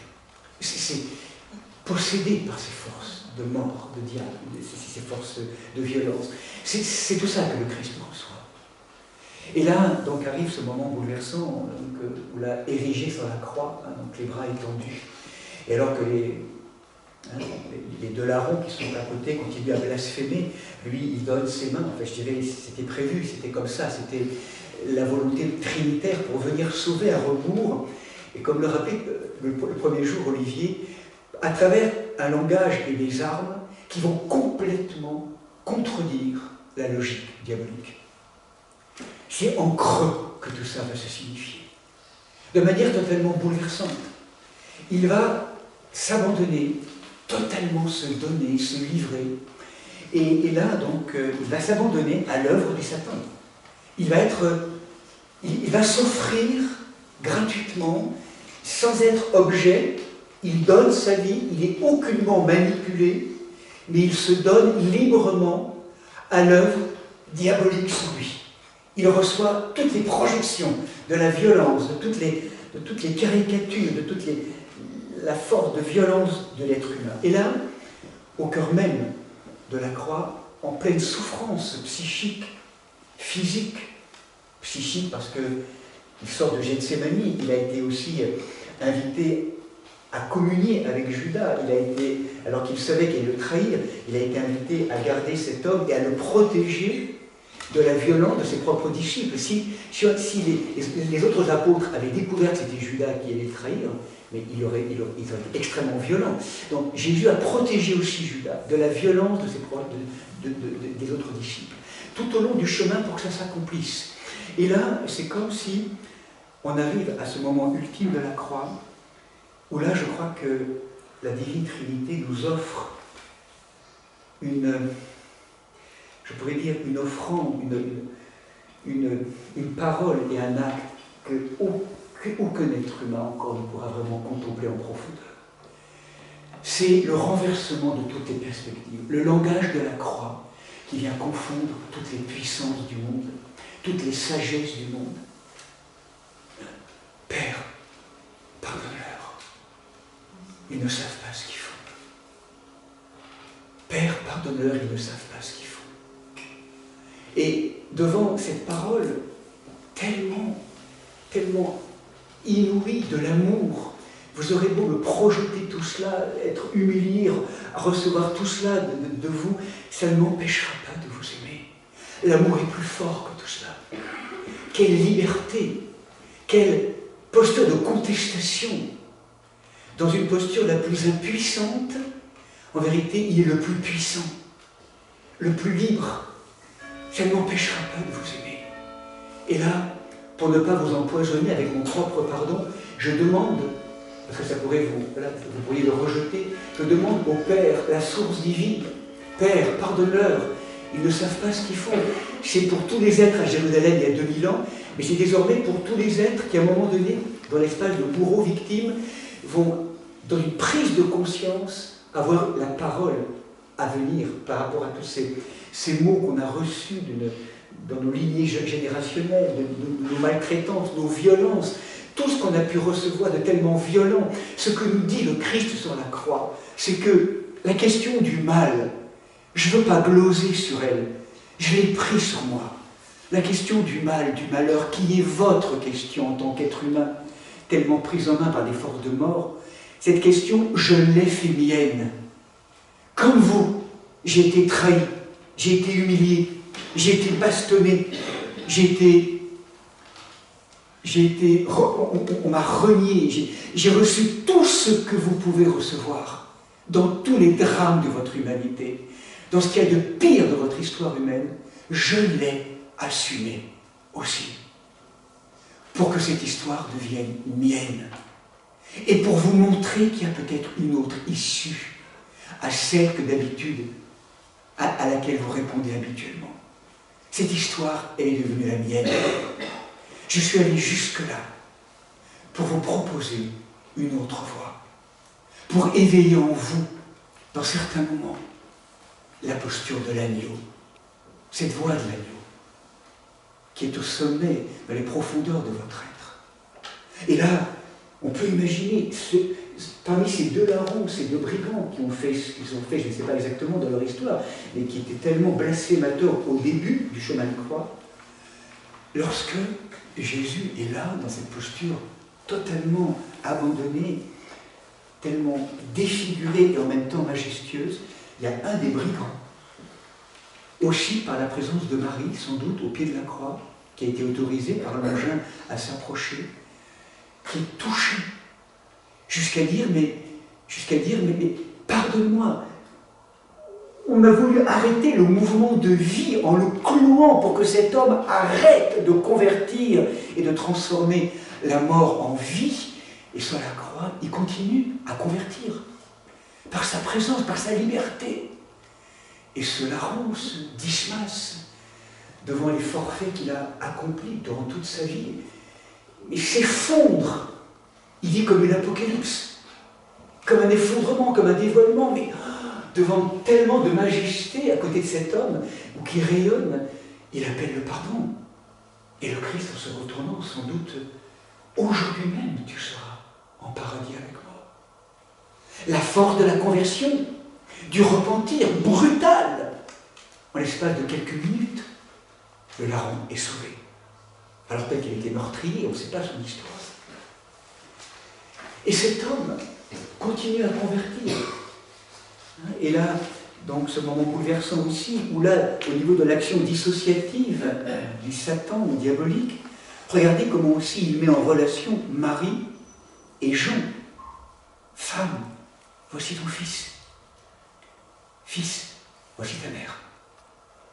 Comme si Marie passait sous la croix de cette maternité peut-être simplement personnelle en Christ, de son Fils et de son Dieu, à une maternité universelle. Nous devenons tous sous la croix des enfants de Marie. Prendre Marie chez soi, la recevoir, et du coup la prendre et la recevoir. C'est une mise en relation, là où tout est déchiré, diabolisé, eh bien, l'action symbolique, l'action du lien, l'action de la rencontre, l'action d'être avec, puissamment proposée par ce combattant, ce grand guerrier au cœur de la croix. Et puis, ce moment bouleversant aussi, il va vraiment rejoindre, sans doute là, diront certains, pratiquement à la fin de son agonie, ce moment où il va rejoindre le lieu, on pourrait dire, de Gethsémani, et où là, sur la croix, au sommet de la croix, il va vivre lui aussi encore, il va vivre lui comme à Gethsémani, vous savez, ce moment bouleversant, Eloé, Eloé, lama sabachthani, mon Dieu, pourquoi m'as-tu abandonné? Alors certains diront qu'il disait le psaume 22, et c'est vrai, sans doute, mais de l'approche orthodoxe, il y a aussi une approche beaucoup plus profonde, que quelqu'un comme André Frossard aussi, je crois, a vraiment touché dans son 5e évangile, qui est d'ailleurs son évangile, son œuvre posthume, lorsqu'il a cette intuition qu'en vérité, le Christ, à ce moment-là, va jusqu'au bout et il rejoint l'humanité, trahi, humilié, bastonné, craché dessus, fouetté, et en même temps, il a rejoint, là aussi, dans un lieu comme à Gethsémani, où il n'y a plus de présence de Dieu. Il a comme une éclipse, lui étant vrai Dieu, c'est très fort cette expérience, il éprouve la sensation de l'absence de Dieu. Lui qui est vrai Dieu. C'est-à-dire qu'il prend à rebours complètement cette logique de l'amour, ou plutôt que d'apparaître comme ce Dieu triomphant qui pourrait triompher, être victoire et victorieux de la mort et des forces diaboliques, c'est au contraire en diminuant complètement jusqu'à n'être plus qu'un homme sur la croix. Et c'est là où il rejoint toute l'humanité. Il n'y a plus un lieu qui n'a pas été assumé par le Christ. Même l'absence de Dieu, lui qui pourtant est Dieu dans sa nature, et il est toujours sur la croix, Dieu et homme, mais il y a comme une éclipse momentanée de la sensation de la présence de Dieu. Ça veut dire que chacun et chacune d'entre nous, dans tous les moments où on a pu se sentir abandonné, même d'un point de vue psychologique, dans ces lieux qu'on appelle la détresse originaire, ces lieux de néant, ces lieux où il n'y a plus rien, ces lieux où parfois on peut toucher dans des approches thérapeutiques, où c'est des blessures d'âme tellement fortes, d'abandon en tant qu'enfant, ce lieu a été visité par le Christ. Ce lieu a été visité par le Christ. Nous ne sommes plus seuls dans ce lieu-là. Pour chacun d'entre nous. Et justement, ce qui est très intéressant dans la perspective orthodoxe, j'aime beaucoup ce que dit à ce moment-là, je vais essayer de retrouver le texte des anciens, qui signale de toute façon que ce mystère reste fondamentalement incompréhensible à l'homme. Mais en fait, ce que dit quelqu'un comme Saint Jean Damascène, c'est comme si les pères disent que la mort, la corruption et le diable ont été pris au piège. La mort s'avance, avale l'appât du corps de Jésus et se blesse à l'hameçon de la divinité, et ayant goûté le corps qui n'a point péché et qui donne la vie, elle se corrompt et elle vomit tout ce qu'elle avait autrefois avalé. Ce que les anciens disent, c'est que, rappelez-vous, la perspective ou l'enjeu diabolique, c'était de faire croire à l'être humain qu'il puisse devenir Dieu, la déification de l'homme, sans Dieu. Vous serez comme des dieux. C'est l'appel à la divinité, à devenir des dieux. Et là, en rebours et en creux, Dieu nous sauve sur la croix, on pourrait le dire, en cessant, c'est pas qu'il cesse d'être Dieu, en tout cas, en n'étant plus qu'un homme sur la croix. C'est en tant qu'homme, en vérité, qu'il sauve l'humanité. Dans cette éclipse momentanée de sa divinité, le Christ descend, jusqu'à être évidé de toute forme, ce qu'on appelle la kénose, cette eskénosène, la kénose.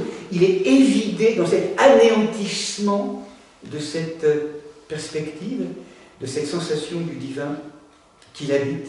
Et donc, il vient donc là rejoindre l'humanité entière à travers ce pourquoi m'as-tu abandonné.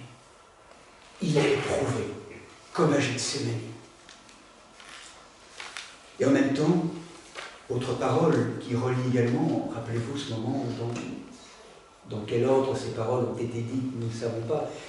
En tout cas, dans la perspective de cette révélation visionnaire, la parole qui vient après, au cœur même de la fin pratiquement de l'agonie, c'est cette sensation qu'il appelle les êtres humains à se réveiller. J'ai soif. J'ai soif.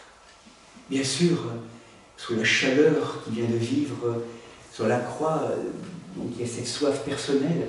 En vérité, en disant j'ai soif, on retrouve la première parole de Jésus à la femme samaritaine, donne-moi à boire.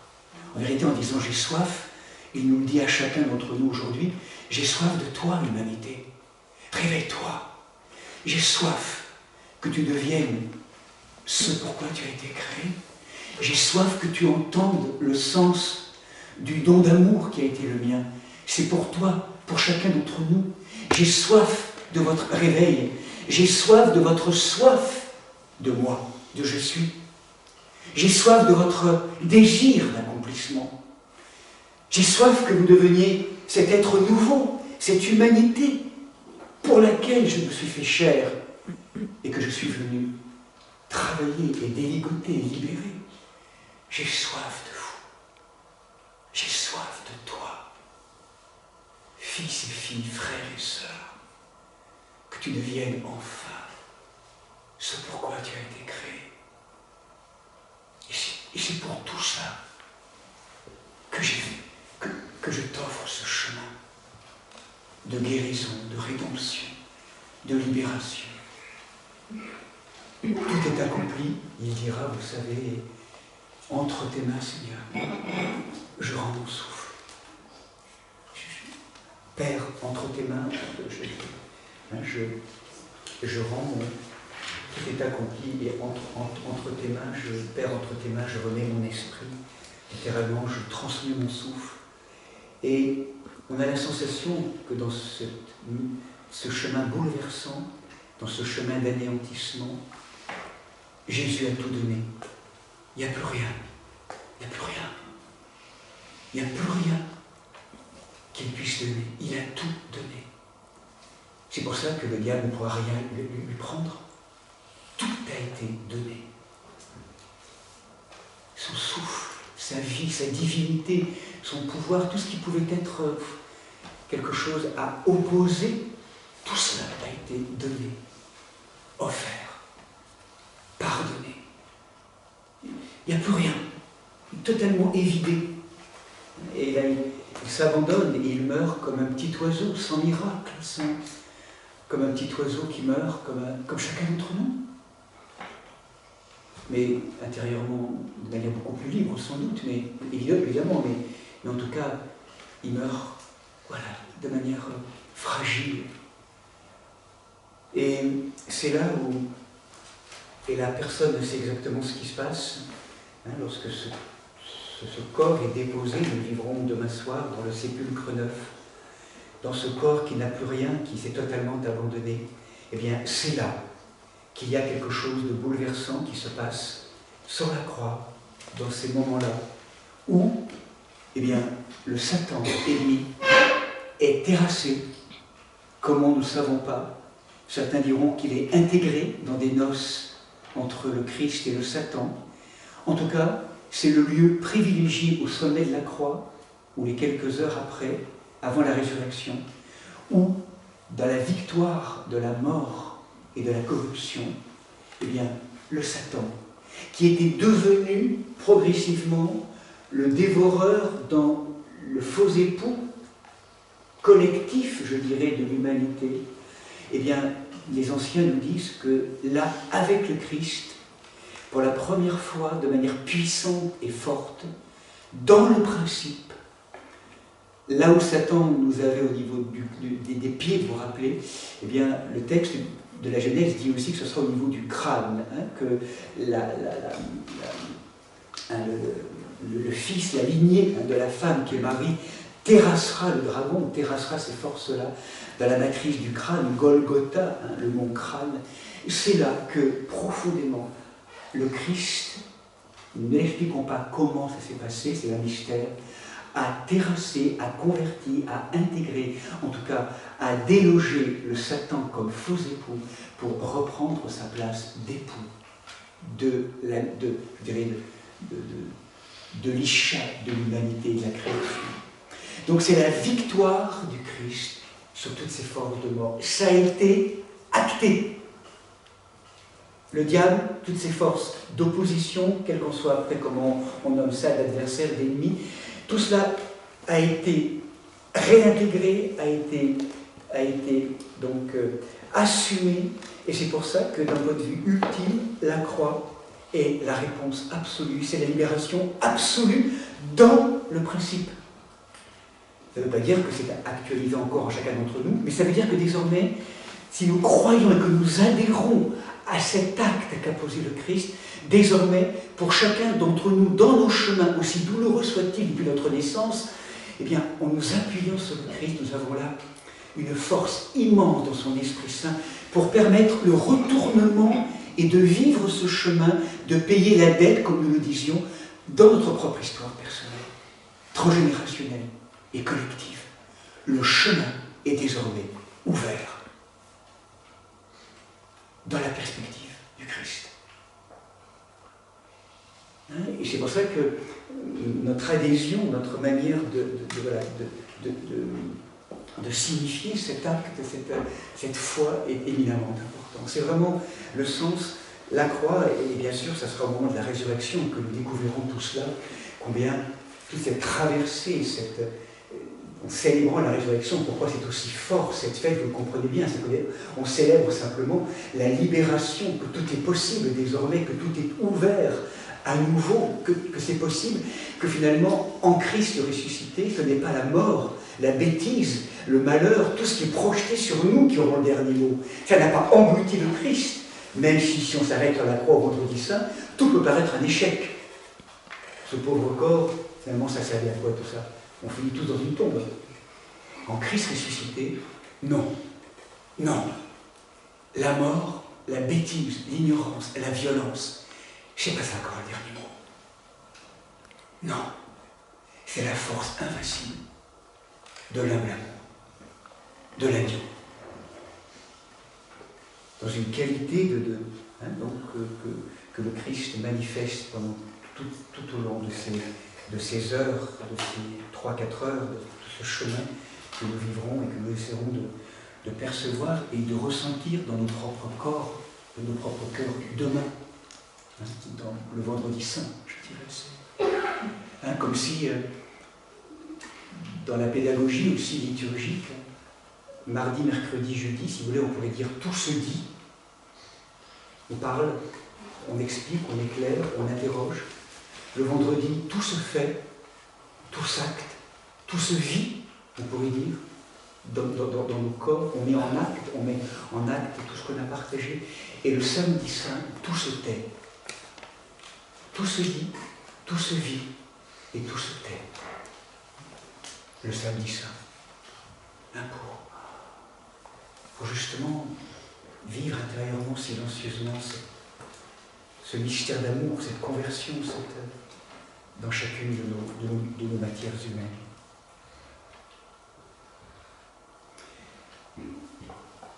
Voilà, j'étais un petit peu plus long ce matin, je m'en excuse. Je voulais simplement terminer mon propos sur cette grande geste. Il y a forcément des choses qui ont été oubliées, qui ont été trop caricaturales. Je m'en excuse. Alors, je ne sais pas si... voilà, on va conclure maintenant, peut-être il est midi.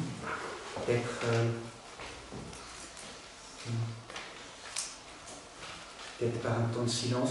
Il y avait une question qui était posée peut-être par l'une d'entre nous, qui pourrait peut-être être, voilà, pour simplement clôturer, il n'y aura pas forcément de questions-réponses de manière interactive, on va finir simplement par là. Question et remarque. Donc, Christ, guerrier spirituel, où est le bon pasteur doux et humble de cœur qui me conduit sur de verts pâturages, qui se laisse flageller, juger, maltraiter sans dire un mot, qui pardonne et qui aime?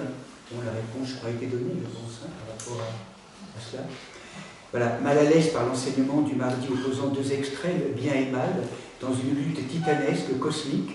On parle des saints qui ont vaincu le Satan. Qu'en est-il des médiocres, ordinaires et perdants? Je crois que c'est pas, on n'est ni médiocre, ni perdant, ni ordinaire, on est chacun ce que nous sommes. Et ce qu'a vécu le Christ et ce que vivent les saints l'ont vécu aussi. On est tous invités à le vivre, chacun d'entre nous, en fait. Après, c'est s'ouvrir à une forme de connaissance, à une forme de perspective. Mais tout ce que le Christ a vécu, chacun à notre mesure, on est invité à le vivre, vous l'avez compris, en fait. Chacun d'entre nous, avec nos armes spirituelles, avec donc une pédagogie qu'on aura sans doute à mieux éclairer. Comment sort-elle cette dualité manichéenne? Donc pas de réponse à la question du mal, bon, je crois qu'on l'avait abordé, c'est une question immense, et Jésus ne parle pas du mal, il le prend sur lui, hein, on l'a rappelé en fait. Voilà, il me semble que le bien et le mal sont comme deux faces d'une même pièce, indissociables, inhérents à la vie. Alors d'accord, il n'y a pas de... C'est pas en termes simplement manichéens, en tout cas j'espère que c'est une manière d'intégrer tout cela. Satan est créé par Dieu, une créature est-il donc fils de Dieu, absolument. Peut-il être sauvé s'il le veut? S'il le veut. S'il le veut. Il a une fonction. Il a une fonction.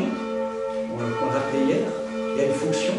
Donc cette fonction est là importante jusqu'à la fin des temps, jusqu'à la fin peut-être de la conversion finalement de tous les cœurs, ou pas. Mais là, chacun est renvoyé après à sa liberté personnelle.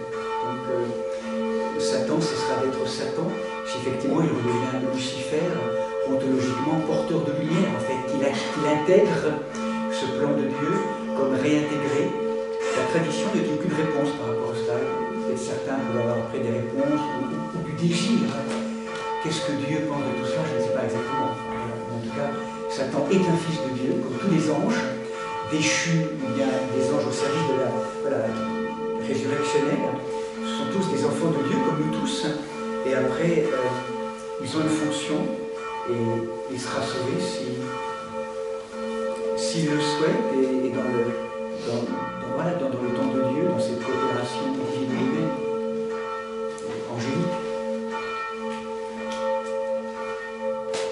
Voilà, ça va comme ça? Bon. Ça a été un peu dense, je m'en excuse, mais c'est des choses que vous aviez déjà entendues, sans doute. De garder cette idée de cette dimension combattante, cette dimension qui est une image qu'on avons pu aborder. Et donc je propose, c'était une inspiration à pouvoir aussi accompagner, aider, peut-être mieux écouter aussi ce qu'on va maintenant vivre ensemble dès ce soir. Donc n'hésitez pas pour le lavement des pieds pour celles et ceux qui veulent. Maintenant, au fond de l'église, on va maintenant vivre l'office de Sexte, et puis on se retrouve pour l'office de Nonne aussi. Donc il y aura un évangile normalement aussi à l'évangile de l'office de Sexte, et sinon donc pour le rosaire et à 17h pour la liturgie de la Sainte Seine qu'on vivra ensemble. Voilà, merci pour votre écoute, pour votre patience, et en espérant que, voilà, que ça ait pu aider aussi à éclairer une posture pour les temps d'aujourd'hui, indispensable, important. En tout cas, c'est celle qu'on va de plus en plus ouvrir et travailler ici, même dans le lieu du monastère Saint-Michel, au service des forces michaéliennes. Quelques instants, un moment de silence.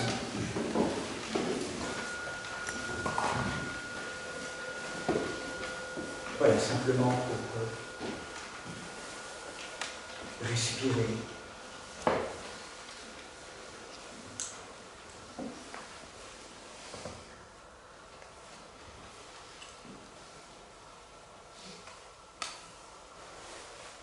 Voilà, cette proposition n'est qu'une vision traditionnelle, nourrie d'un chemin d'humanité qui est le mien en termes d'interprétation, de vision. Donc ce n'est qu'un point de vue. Il demande d'être vérifié et surtout mis en mots et en narration dans votre propre colline, dans votre propre point de vue. Vous puissiez en faire votre miel dans un chemin d'accomplissement.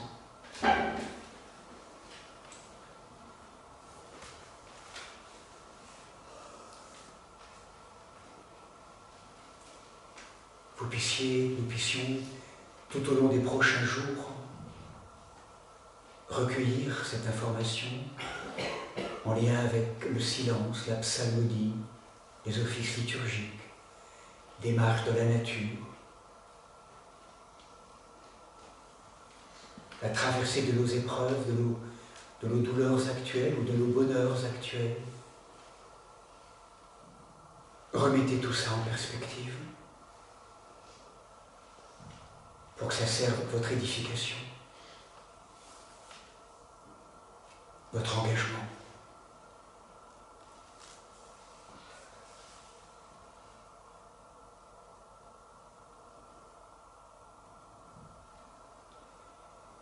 Vérifions-le,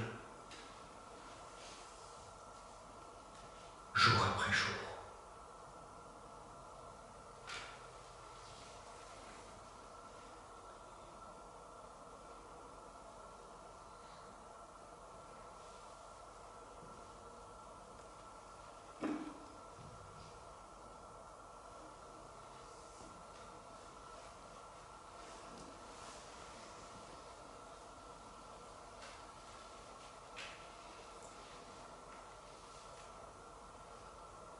Que tous ces temps passés ensemble puissent nous aider à répondre à l'appel. Me voici, Seigneur.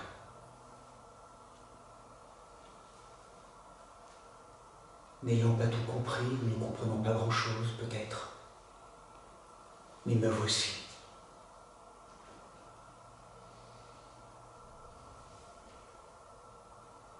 Et en disant « me voici », je permets ce « nous voici ». Nous voici ensemble. Mettre au monde le royaume, c'est ensemble.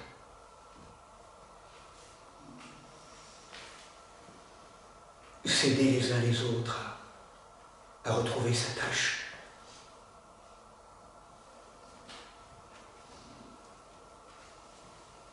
Les uns par les autres, en nous lavant les pieds,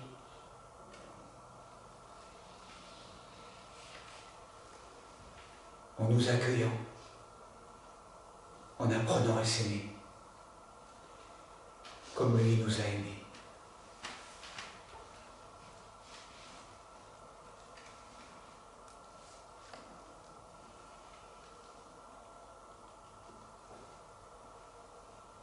Dans le va-et-vient du souffle qui nous respire.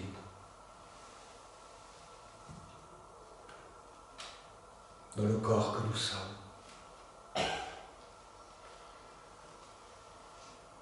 Être là.